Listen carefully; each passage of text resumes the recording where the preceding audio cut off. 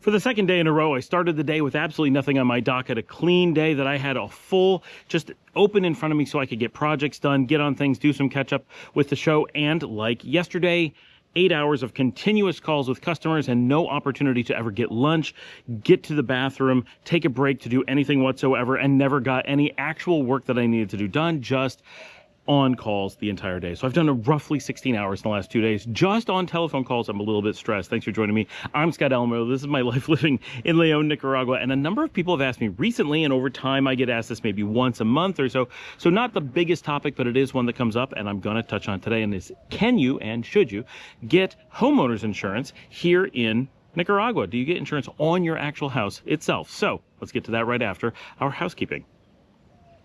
So if anything you want to know, if you want to contact me, anything you need to do, get down those show notes. Just look down there. We have a lot of stuff, our social media, how to sponsor the show, help support us, like Patreon and stuff. We have a Go Buy Me a Coffee. Helps a lot. Thank you so much to everyone who has done that. It really does make a big difference. We do have a join button on the show if you want to join here on YouTube. If you're watching on another platform, YouTube is our main home. Hop over there and you can sponsor there as well. And a lot of the interactive stuff happens there on Thursdays, which is coming up pretty soon. We do have a live stream almost every Thursday evening. It is a lot of fun. I encourage you guys to join that, and I encourage you to get down in those show notes, find the bit where I explain how to send in a question by video, and do so. I love putting you guys on the show. And of course, get in those comments, say hello and all that stuff. That would be fantastic. So in today's topic, homeowners insurance, house insurance.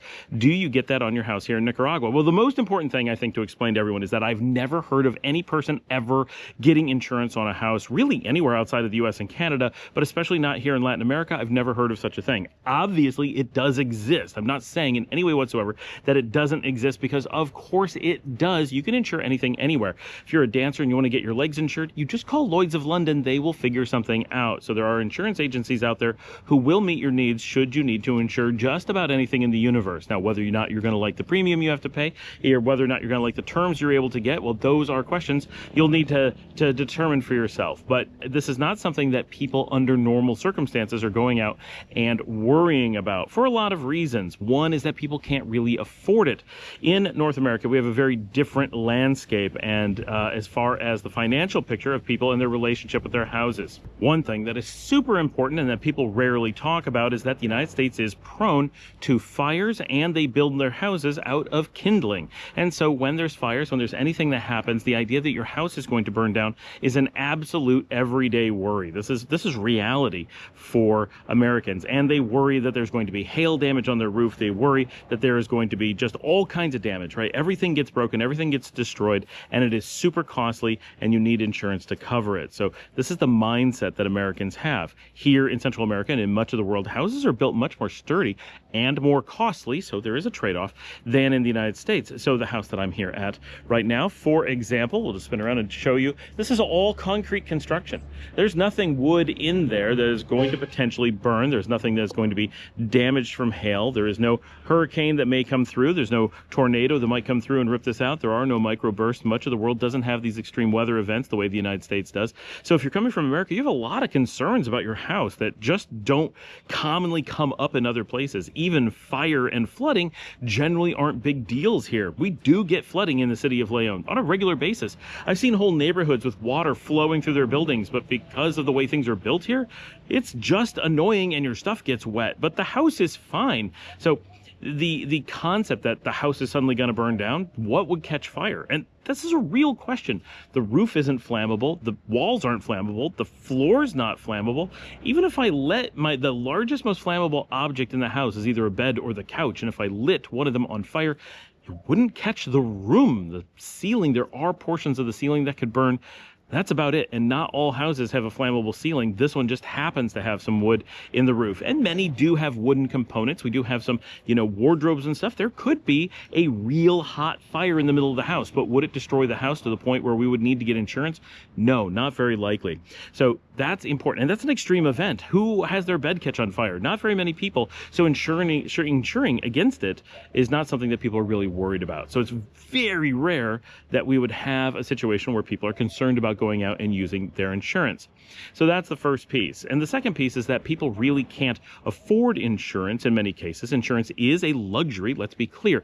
When you pay into insurance, you always, on average, pay more than you receive. You have to. It's the way that the business works. And so that means it's a luxury, a financial luxury, for people who can afford to have the comfort of predictable payments for disaster rather than saving up and preparing and scrambling and dealing with stuff when there is a disaster. And so that is something that North Americans can easily afford under normal circumstances, to the point where it's often considered a necessity. It is a luxury that is considered a necessity in many cases. Now, if you have a mortgage on your house, the bank will generally have either its own insurance or force you to have insurance. That is a different animal. That is not what we're talking about here. We're talking about the house itself being insured and not your mortgage payments. In general, there's a lot of reasons why insurance doesn't make a lot of sense for a lot of people in most circumstances. Health insurance is different because generally you need to be alive, and if you're not, it's a problem. But with other things in your life, let's take your house as an example. It is rare that you have a house today that is fine and tomorrow something has happened and you have no house at all. It's not that that can't happen, but especially here, again, for all the reasons we listed,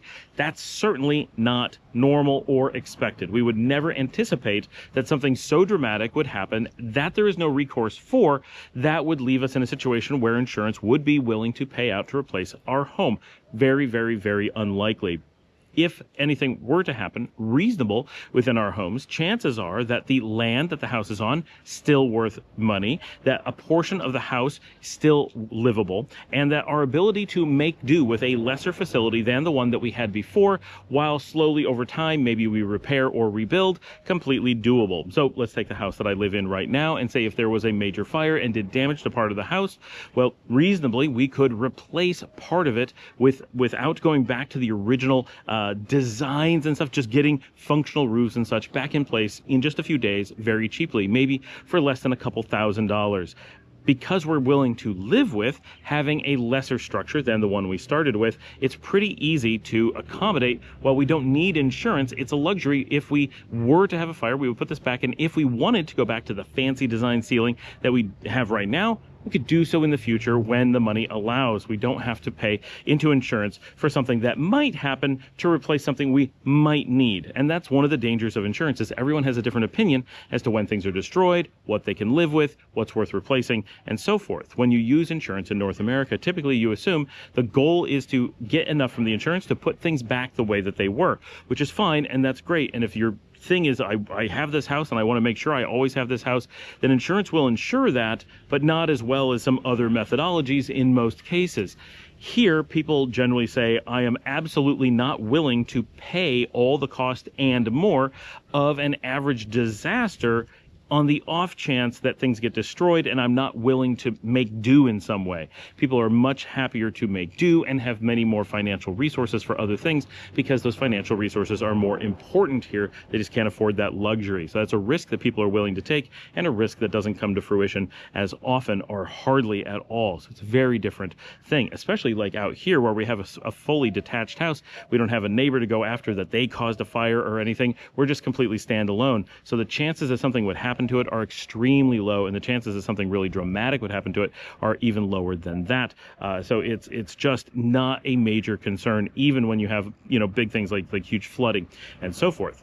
If you're going to be living in a place that has a lot of wear and tear, we point this out from time to time, that living on the beach, there's a lot of, this is Pacific, this is a big Pacific swell, lots of surf, very rough water. If you look down the beaches here, that stuff you see in the air is salt water. It is actually churning the sea and putting it into the air. So anything you have that's near the beach is going to be destroyed really quickly. This is something that people need to know, but that is not something you get insurance for. If you had insurance for that, they would quickly raise your premiums to the point where it would be cheaper to just do maintenance on your house and keep things under control. People who use insurance are also much more lax about keeping things protected. Why would I bother protecting my house? I pay for insurance. They'll just pay out, which in turn makes the premiums higher for everyone. Everyone acts that way, and the system becomes much more expensive. So the average cost of repairs, or the amount of damage to an average house that is insured, is higher than the same events will cause to a house that is not insured, which leaves a problem for insurers that it's potentially quite a bit more costly to have insurance than to simply repair houses on your own. It's not just a function of the business of insurance, it's also the mentality and approach and behavior around the use of insurance. So people who insure their houses tend to use insurance, where people who wouldn't use their insurance typically avoid getting it in the first place, leaving it a riskier, more aggressive pool where money is just trying to flow out all the time, which leaves insurance companies needing to be more aggressive with declining payments. So if you have a real event that actually requires a payment, you're more likely, because of this behavior, to be declined. And this is one of the big risks. If you pay into insurance and for some reason they decide that the damage to your house is not something that they are going to cover, maybe they can't prove who did the damage, who started the fire or whatever. Maybe they say it's an act of God, there's nothing we can do about it. Maybe they say that it was your fault and you can't prove otherwise. You could, or it's just not something they're going to cover, or they claim bankruptcy and they run away, real things that happen to real people. Then all that money you put into that insurance, which is already a luxury, already a risk, already a lot of problems, now you may get nothing for it, even though you paid more than it would have cost to just fix or replace the house on its own. So the risks around using insurance and the cost around using insurance just keep getting higher and higher, making it very unpopular in much of the world. Again, luxury in the United States, and if it's something that matters to you or you're really worried about what your neighbors are going to do to you, it could protect against that. But for most of us, it doesn't make financial sense. It just doesn't add up when you look at what the risks are, the additional cost, and the necessary payments when many of us take time to take care of our own houses and are willing to make do with changes or whatever. That can be very important. But like we said, out on the beach, you're getting a lot of maintenance. And beyond that, some of the big risks out on the beach include tsunamis. Now, the beach that I live on in Las Piñitas took a major tsunami in 1992, I believe it was, which wiped out basically the entire beachfront. For those of us who live there and have homes built on the wreckage of that tsunami, we're very aware of this. And we consider the fact that we may need to rebuild those homes as part of our pricing and everything we do, and part of our planning and what we put into place. If we had insurance, we may build recklessly, build expensive houses with no accommodation for the fact that there may be a tsunami, and an insurance company would then be beholden to replacing something that wasn't logical in a place that didn't make sense. But instead, because we don't have insurance, we have buildings that make sense in those places, that are able to take water flowing from front to back without falling down, places that we know in a major tsunami will be completely washed away and destroyed, and we are prepared. Instead of paying into an insurance fund every year in the hopes that a tsunami does come, we save money in our own accounts in the hope that a tsunami does not come. And if we end up never needing to replace the building, then we can use that money somewhere else. So we plan for things in a different way, basically self-insuring, but our self-insuring is a process of making good investment planning rather than throwing money to allow someone else to take advantage of our poor investment planning. So even those of us who are in the most precarious of positions, it's part of our job to plan around that. And in Florida, you're seeing a lot of this happen now, that insurance companies are saying people are building in places so reckless that the insurance companies are no longer willing to play the game. They are holding people accountable. If you are going to build where it's going to be too costly to rebuild, either you're going to pay premiums that are so absurd no one would really do it, or you're going to be left with no insurance and you're going to have to just self-insure like the rest of us do. And that's where things are happening in Florida now. I have dogs playing at my feet and they're hitting the camera. So this is no longer just an outside the U.S. thing. This is starting to play out in the United States as well. I do not expect that we would be able to be insured on the beach, because an insurer would know that one wave is going to cause the entire beach to make full claims against the entire property value. That is not something that they're very likely to want to do. They want to deal with small things that they're able to fix at very different times. Same thing with Florida. They don't want a single hurricane to come in and cause billions upon billions of dollars of property damage all at once that can cripple an insurance company and cause them to go under. They don't want to go under. That is not their plan. So they are simply at some point unwilling to provide that insurance in those situations. It just isn't worth it. So that is that logic plays out on both sides and in both markets. It's just we see it in different ways in different places. The choice of whether or not you should have insurance is purely a personal one. But at the end of the day, it is something that the majority of expats that I know of are not interested in. It is something that none of the expats that I've ever spoke to have. It is not something that anyone who lives here, any Nicaraguans that I'm aware of, are even aware of as a thing. The idea of homeowners insurance, I think, is rather foreign here completely.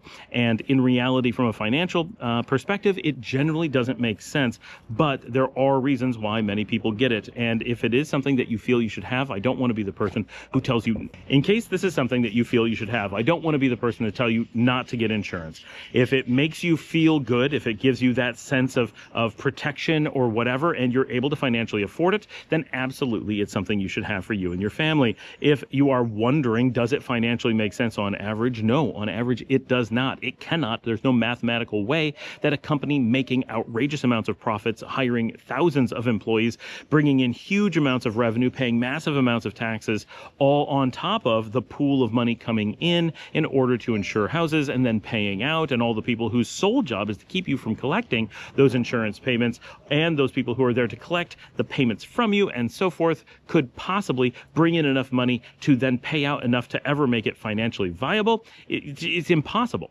It's so far from being mathematically viable that it's absurd that people actually consider it to be a good mechanism. The instant you look at the math, it should be terrifying. You must be paying in something like double what they're capable of paying out, if they even pay out what they're capable of paying. Plus, there's always the risk that they're just going to not pay and run away with the money.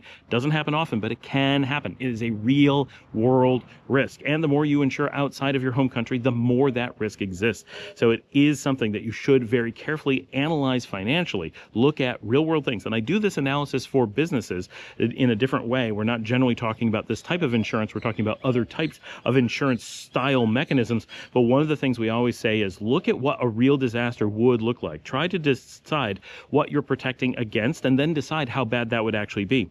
What if your house completely burned down? How bad would that be? Consider if your house partially burned down or took flood damage or something else. How bad would that be? What would you do? How would you mitigate that risk? How would you mitigate it from happening? How would you mitigate it from being overly costly? How would you move forward after that point?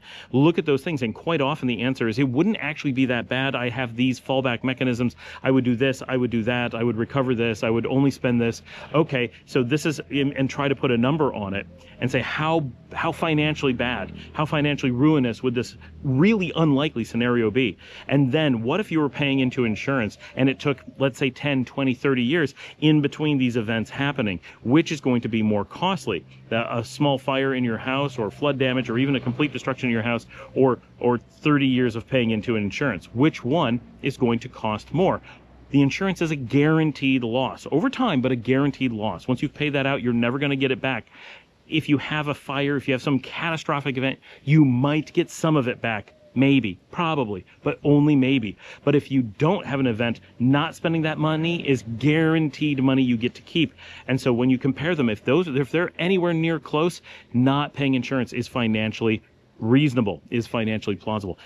Paying insurance for something that it's not going to protect against is complete insanity. So look at the numbers very carefully when you're analyzing it, and just make wise decisions on your own. I can't make that decision for you. There's a lot of emotional components that go into it, but it is, at the end of the day, a business decision, and it should be numbers that you are using and nothing else. If you're saying, what if, you are not actually considering it. You're deluding yourself. We have a video why you never use the term what if in a risk assessment. You use math. Anything but math is a deliberate attempt to convince yourself to do something you've already admitted to yourself, you already have realized isn't smart. So watch for yourself doing that, and then you'll be able to say, okay, this is what we're protecting against. This is what it would cost to protect. Is that wise? Run those numbers over time. And chances are, I think you're going to find, like the rest of us, that it doesn't even close. Having insurance does not make sense under normal circumstances. But again, you have to make that decision for yourself. Thanks for joining me. Like and subscribe. If you'd like to help support the channel, like I said earlier, you can buy me a coffee at buymeacoffee.com/ScottAllenMiller. Unlike insurance, this is a good investment that helps me provide you information on how to protect yourself, how to live abroad, and more. I really appreciate all of my sponsors. It makes a huge difference, along with my membership people who hit that join button and put in the $5 every month. Plus, you get that access to the super secret Nika Abla discussion group, where you can help talk about moderation and stuff like that, or whatever it is you want to talk about. Love having you guys in there. Send in those video questions. Love having those. Come join us on Thursday evening for the live stream. Leave comments below. Do all the things. Share on social media. Tell a friend about the show, and I will see all of you tomorrow.